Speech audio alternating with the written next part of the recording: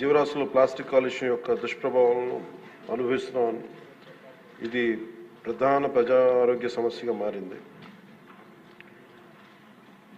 Plastic కాలుష్యం తగ్గించడానికి కానీ దాని సమస్య వివరాలు ఏమిటని చెప్పడానికి BNCకి ఆంధ్రప్రదేశ్ ప్రభుత్వం environment, forest and science and technology department రాష్ట్రం మొత్తం మీద ఒక్కసారి మాత్రమే వినియోగించే ప్లాస్టిక్ వాడకాన్ని నిషేధిస్తూ ఉత్తర్వులు జారీ చేస్తుంది.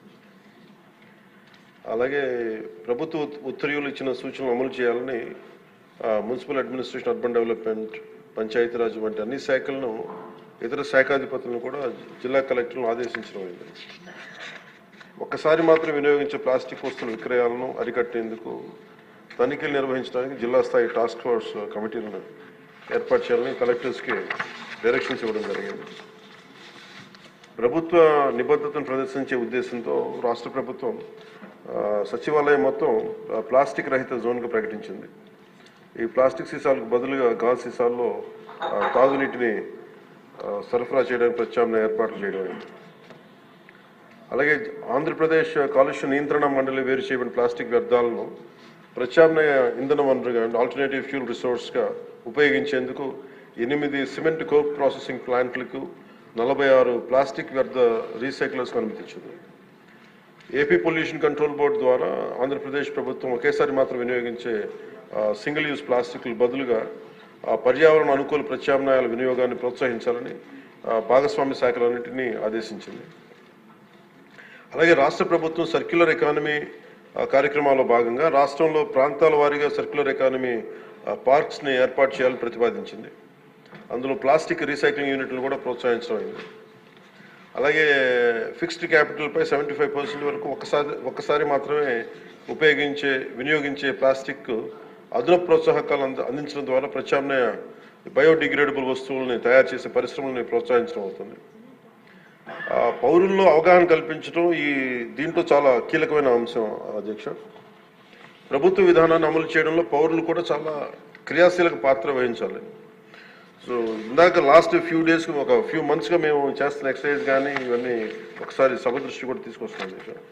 ఉదాహరణకి మీరు ఫ్లెక్సీస్ అంటే ఎందుకు ప్రభుత్వం తరఫు నుంచి అన్ని చేయగలుగుతున్నాం, కానీ దీంట్లో పౌరులు ఒక బలమైన భాగస్వామ్యం తీసుకోకపోతే మటుకు ఇది ముందుకు తీసుకెళ్ళడం చాలా అది మనం ఎంతసేపు ఆదేశాలు ఇస్తున్నాం కానీ కింద దాకా ఎందుకు ఆ పొల్యూషన్ సింగిల్ యూజ్ ప్లాస్టిక్ ఎందుకు వాడలేకపోయి, ఎందుకు దాన్ని ఇంప్లిమెంట్ చేయలేకపోతున్నటానికి ఇది మనందరికి కూడా ఒకసారి ముఖ్యంగా పొలిటికల్ పార్టీస్ కానీ ఈ ఫ్లెక్సీస్ వల్ల ఏం జరుగుతుందంటే అధ్యక్ష, ఇది ఒక ప్లాస్టిక్ మన అందరి దైనందిన అంటే డే టు డే జీవితంలో చాలా అంతర్భాగం అయిపోయింది.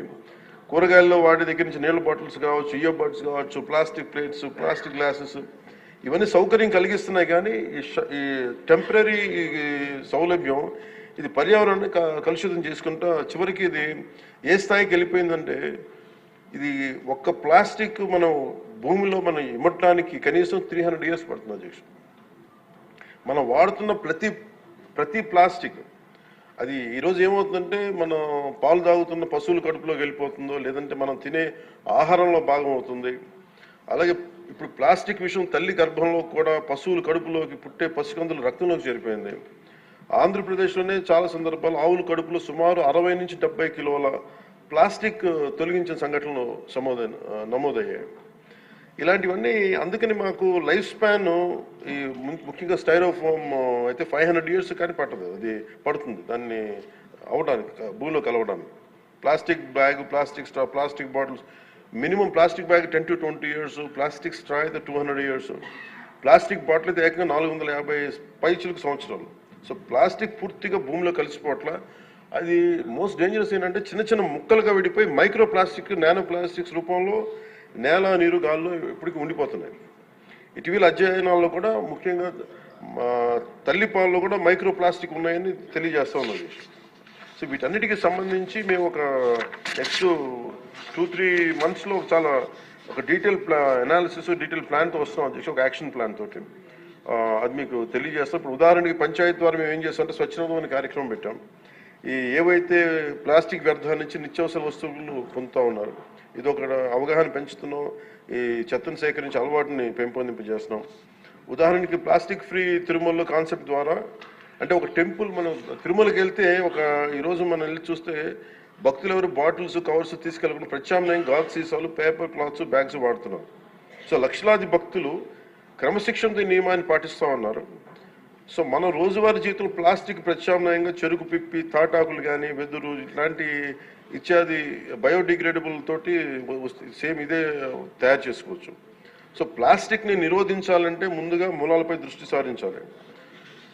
దానికి ప్రత్యామ్నాయ పరిశ్రమలకి సర్క్యులర్ ఎకానమీ పెద్దపీటలు వేయాలి.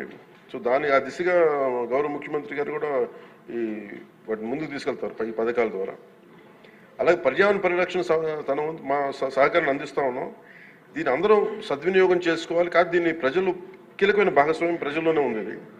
అలాగే ప్రత్యేక ప్రోత్సాహాలు విస్తృతంగా అమలు చేయడం ద్వారా పారిశ్రామిక వర్గాలను ఆకర్షించాలి. అప్పుడు ప్రజల ఆలోచన విధానంలో కూడా మార్పు రావాలి.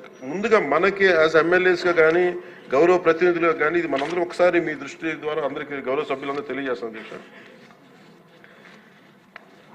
ఇక్కడ మనం సచివాలయం ఇక్కడ అసెంబ్లీలో కానీ ఎక్కడ ప్లాస్టిక్ని వాడటం నిషేధించడం అయింది. ముఖ్యంగా ఈ మేజర్ ప్రాబ్లం ఎక్కడ వస్తుందో ఫ్లెక్సీల ద్వారా వస్తుంది.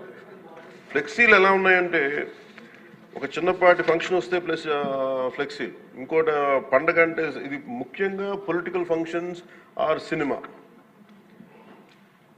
దీనివల్ల ఏమైపోతుంటే అవి ముక్కలుగా విడిపోయి పశువులు తినేస్తూ ఉన్నాయి, లేదంటే వాటర్లో జలాల్లోకి వెళ్ళిపోతున్నాయి. ఇది ఒక పెద్ద ఇష్యూ అయిపోయింది. అందుకని మీ ద్వారా గౌరవ శాసనసభ్యులకు కూడా ముందు గౌరవ ప్రజాప్రతినిధులు కనుక నిజంగా కొంత పాటించగలిగితే, అంటే ఫ్లెక్సీలు కూడా బయోడిగ్రేడబుల్, ఒకసారి ఫ్లెక్సీల్ని గత ప్రభుత్వం కూడా బ్యాన్ చేయడానికి ప్రయత్నం చేసింది. అది ఒక ఎంప్లాయ్మెంట్ ఇష్యూ అవుతుంది. చాలామంది దాని మీద ఆధారపడిన వ్యక్తులు ఉన్నారు. అందుకని బయోడిగ్రేడబుల్ ఫ్లెక్సీస్ని ఎలా తయారు చేయాలని కూడా ఒక అఫీషియల్స్ కూర్చొని దాని మీద ఒక చర్చ జరుగుతుంది. దాని మీద ఒక పాలసీ రూపొందించబోతున్నాం. అలాగే లోకల్ బాడీస్లో గ్రామ పంచాయతీల్లో ఇప్పుడు ఉదాహరణకి గ్రామాలు క్లీన్గా ఉంటే నిర్మల్ గ్రామ పురస్కారం ఎలా ఉంటుందో అలాగే ఈ ప్లాస్టిక్ రహిత గ్రామాలకి ప్రత్యేక ఇన్సెంటివ్ ఎలా చేయాలని కూడా ఆలోచిస్తున్నాం. అధ్యక్ష, ముఖ్యంగా స్వచ్ఛరథం ఇందాక మీకు తెలియజేశాను. ఇప్పుడు ఇన్ఫార్మల్ వ్యవస్థగా ఉన్నదాన్ని దీన్ని ఫార్మలైజ్ ఎలా చేయాలి, ఈ రద్దీ కలెక్టర్స్ దగ్గర నుంచి ఈ ర్యాక్ పికింగ్ చేసే వాళ్ళ దగ్గర నుంచి దాన్ని ఒక ఎకనామిక్ ఎంప్లాయ్మెంట్కి ఎలా చేయాలని కూడా రాష్ట్ర ప్రభుత్వం ఆలోచిస్తుంది. అధ్యక్ష, అలాగే PR&RDలో దాదాపు 1.3 lakh ఉద్యోగులు ఉన్నారు. అలాగే సర్పంచ్లు కావచ్చు, ఎంపీటీసీలు కావచ్చు, లోకల్ బాడీ స్ట్రెంత్ 1.22 lakh జనం ఉన్నారు. అధ్యక్ష, సో వీళ్ళందరినీ కలుపుకొని we want create one motivation program, ఒక అవగాహన సదస్సులు ముందు ప్రజాప్రతినిధులు అందరికీ ఇచ్చి దాన్ని అది ప్రజల్లోకి తీసుకెళ్లాలని చాలా చిత్తశుద్ధితో ఉన్నాం, త్రికరణ శుద్ధిగా ఉన్నాం. అలాగే 13,326 పంచాయతీల్లో దాదాపు ఇప్పటికి 10,800 డంపింగ్ యార్డ్స్ ఉన్నాయి. వీటికి యూటిలైజేషన్లో స్టాండర్డ్ ఆపరేటింగ్ ప్రొసీజర్ని కూడా తీసుకెళ్తున్నాం. అధ్యక్ష, దీనికి అందుకని ఇది ప్రజల్ని భాగస్వామ్యం చేసేలాగా, అంటే వీఆర్ వెరీ క్లియర్, చాలా స్పష్టంగా ఉన్నాం. ప్రత్యేకించి ఇది ఈ పర్యావరణ శాఖ కింద ఉంది కాబట్టి నేను దీన్ని బాధ్యత వహిస్తున్నాను కాబట్టి మీ అందరి సహకారం కావాలి. అధ్యక్ష, దీన్ని ఇంకొక మీ దగ్గర నుంచి కోరేది కూడా ఏంటంటే